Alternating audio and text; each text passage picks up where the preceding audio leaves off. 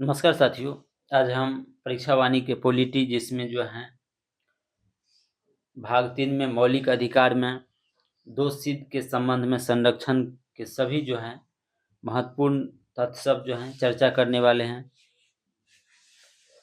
तो हमारे चैनल पर नए हैं तो चैनल को सब्सक्राइब और वीडियो को लाइक ज़रूर कीजिएगा।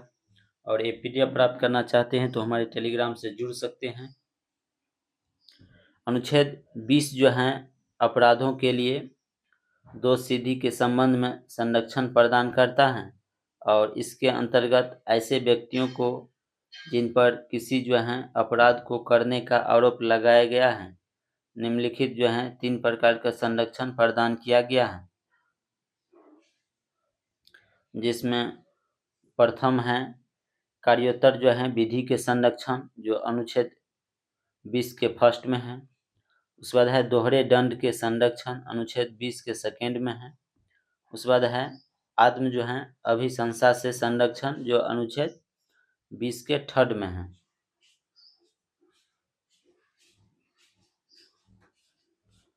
उसके बाद जो है कार्योत्तर विधि से तात्पर्य ऐसी विधि से हैं जो किसी कार्य को करने के पश्चात बनाई गई हैं तथा उस कार्य को अपराध घोषित करती हैं, यद्यपि जो है वह कार्य उस समय अपराध नहीं था जब वह किया गया था। तो अनुच्छेद 20 के फर्स्ट में जो है कार्योत्तर दंडित जो है विधि से संरक्षण प्रदान करता है और इसके अनुसार किसी व्यक्ति को किसी अपराध के लिए तब तक दोषित नहीं किया जाएगा जब तक कि उसे कोई ऐसा कार्य नहीं किया गया हो जो उस कार्य को करते समय लागू किसी विधि के अधीन अपराध है। अर्थात कोई व्यक्ति केवल तत्समय प्रवृत्ति किसी विधि का अतिक्रमण करने पर ही दोष सिद्ध किया जाएगा, अन्यथा नहीं। और यह स्पष्ट है कि विधानमंडल को जो है भूतलक्षी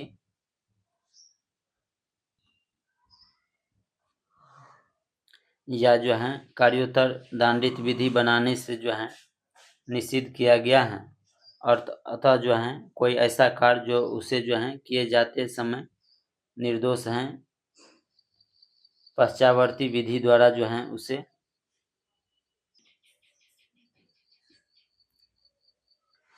अपराध घोषित नहीं किया जा सकता है। दूसरे शब्दों में कोई जो है दंडित विधि भूतलक्षी प्रभाव से लागू नहीं की जा सकती है और यही नियम दंड की मात्रा में वृद्धि करने वाली विधि पर भी लागू होता है।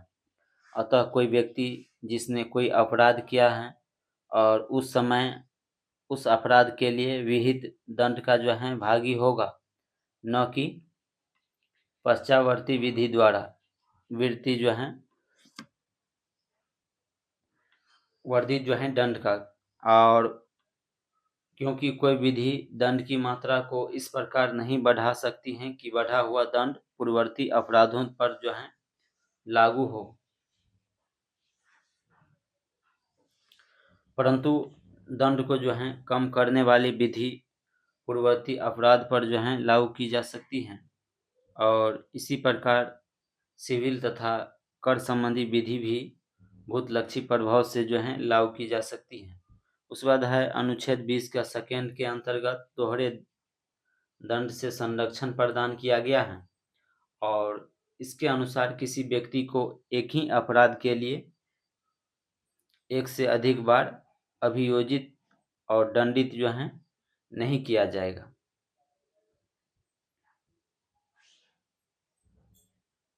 अभियोजित और दंडित दोनों होना चाहिए। यदि अभियोजित के फलस्वरूप कोई दंड नहीं दिया गया हो तो अनुच्छेद 20 के सेकेंड लागू नहीं होगा और यह जो है अंग्रेजी विधि के सिद्धांत पर आधारित है और इसे दोहरा जोखिम या दोहरा संकट का सिद्धांत कहते हैं। दोहरे दंड से संरक्षण न्यायालय या न्यायिक अधिकरण के समक्ष की जो है कार्यवाही पर ही जो है प्राप्त होता है और विभागीय जो है अनुशासनिक जो है और अन्य कार्यवाहियों पर जो है नहीं होता है। उसके बाद है अनुच्छेद 20 के जो है थर्ड है जो है आत्म अभिशंसन इस सिद्धांत के अनुसार जिसके किसी अपराध के अभियुक्त व्यक्ति को स्वयं अपने विरुद्ध साक्ष्य देने के लिए विवश नहीं किया जाएगा, और यह अनुच्छेद केवल जो है दबावपूर्ण साक्ष्य देने को वर्जित करता है। यदि अभियुक्त स्वेच्छा से साक्ष्य देता है तो वह वर्जित नहीं है। अनुच्छेद 20 के थर्ड का संरक्षण केवल किसी अपराध के जो है अभियुक्त व्यक्ति को ही प्राप्त है, और यह जो है सिविल कार्यवाहियों में लागू नहीं होता है। उसके बाद है सेल्वी बनाम कर्नाटक राज्य 2010 के बाद में सर्वोच्च न्यायालय के तत्कालीन जो है मुख्य न्यायाधीश केजी जो हैं बालकृष्णन की अध्यक्षता वाली 3 सदस्यीय खंडपीठ ने सर्वसम्मति से यह धारिता किया था कि अभियुक्तों को नारकोटिक्स, पॉलीग्राफ और ब्रेन प्रिंटिंग परीक्षण अनुच्छेद 20 के थर्ड के जो हैं अधीन आत्म अभिशंसन है, अतः वर्जित हैं। किंतु में जो है एक्शन बनाम मिसेज जेड 2002 के बाद में कहा गया था कि डीएनए टेस्ट कराने को जो है अनुच्छेद 20 के थर्ड का उल्लंघन नहीं माना गया है। उसके बाद है प्राण एवं दैहिक स्वतंत्रताएं। प्राण एवं दैहिक स्वतंत्रताएं का मूल अधिकार सभी मौलिक अधिकार में जो है सर्वश्रेष्ठ हैं। अनुच्छेद 21 द्वारा प्रदान किया गया है। प्राण एवं दैहिक स्वतंत्रता को सुनिश्चित किया गया है, और अनुच्छेद 21 के अनुसार किसी व्यक्ति को उसके प्राण एवं दैहिक स्वतंत्रता से विधि द्वारा स्थापित प्रक्रिया के अनुसार ही वंचित किया जाएगा, अन्यथा जो है नहीं। अर्थात कोई व्यक्ति अपने प्राण तथा शारीरिक स्वतंत्रताएं से सभी वंचित क्रिया जो है किया जाएगा,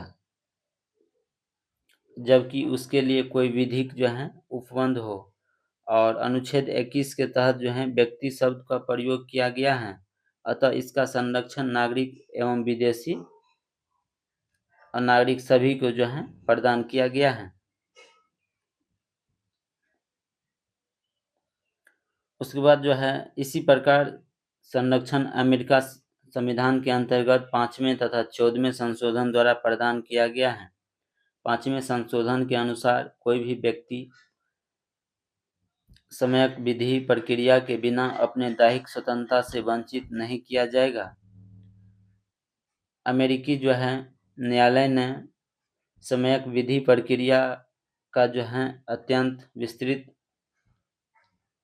अर्थान्वयन जो है करते हुए इसे नैसर्गिक न्याय के समतुल्य माना है।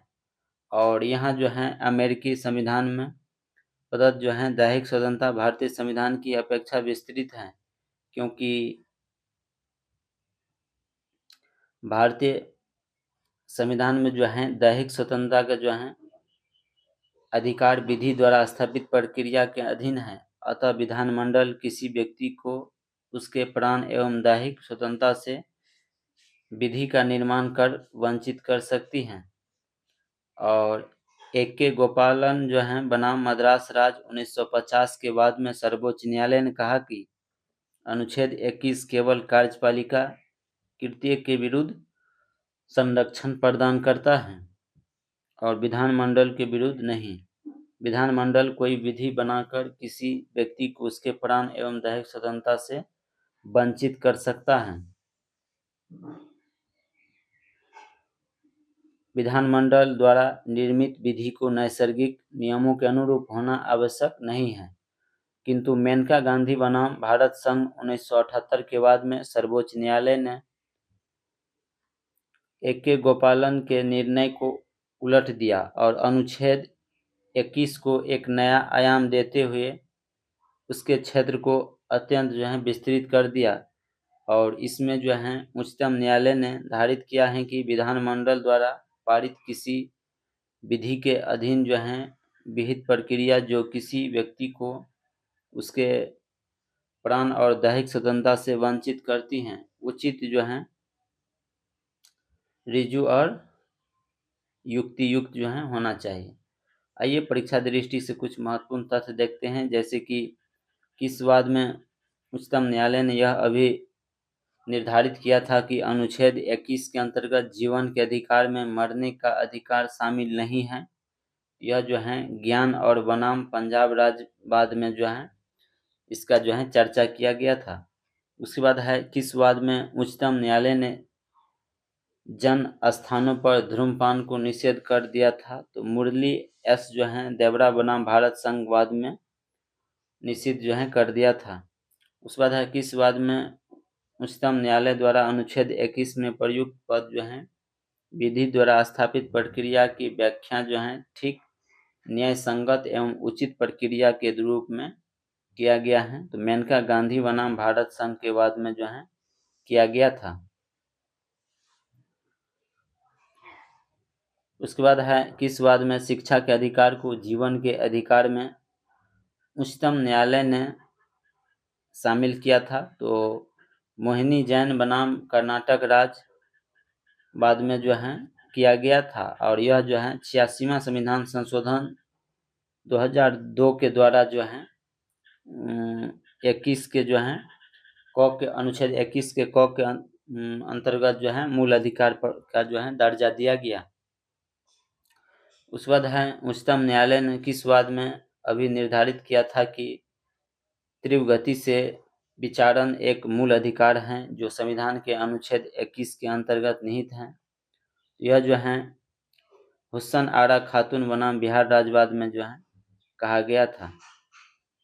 उसके बाद है सर्वोच्च न्यायालय ने किस वाद में मौलिक उत्पीड़न को मानव अधिकार अतिक्रमण के रूप में अभी निर्धारित किया था। यह जो है विशाखा बनाम राजस्थान राज्य में इसका जो है जिक्र किया गया था। उसके बाद है निवारक निरोध के अधीन निरुद्ध व्यक्ति को कौन कौन से अधिकार प्राप्त हैं। तो जिसमें प्रथम है गिरफ्तारी का अधिकार, जानने का अधिकार। सेकेंड है अभ्यावेदन के अवसर का जो है तथा थर्ड है 3 माह से अधिक निरुद्ध न किए जाने के अधिकार जो है इसका जिक्र किया गया है।